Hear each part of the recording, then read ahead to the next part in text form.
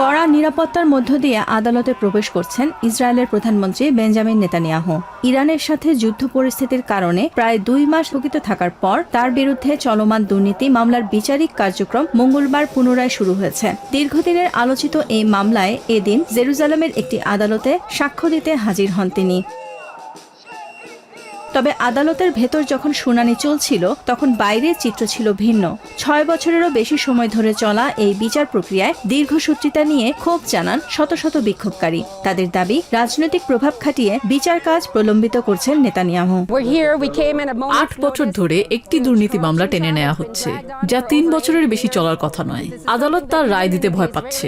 আমরা 7 অক্টোবরের ঘটনার তদন্তের জন্য 2.5 বছর ধরে অপেক্ষা করছি, অথচ আদালত বলছে আরও সময় লাগবে। 2019 সালে নেতানিয়াহু অভিযুক্ত হওয়ার পর 2020 সাল থেকে শুরু হয় এই বিচার প্রক্রিয়া।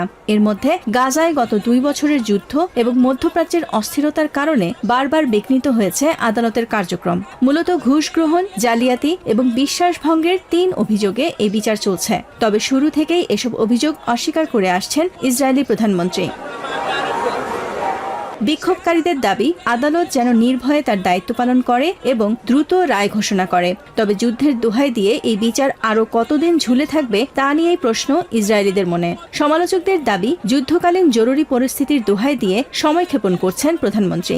সংশ্লিষ্টদের মতে, অক্টোবর পর্যন্ত বিচার বিলম্বিত করে নির্বাচনের আগে সাজা এড়াতে চাইছেন বেঞ্জামিন নেতানিয়াহু। নেতানিয়াহুর এই আইনি লড়াই ইসরায়েলি রাজনীতিকে গভীরভাবে মেরুকরণ করেছে। 2019 থেকে 2022 সালের মধ্যে হওয়া 5টি নির্বাচনেও এর বড় প্রভাব ছিল।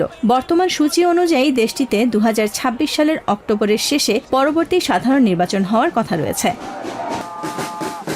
Nahid Sihan, TVN 24 news desk.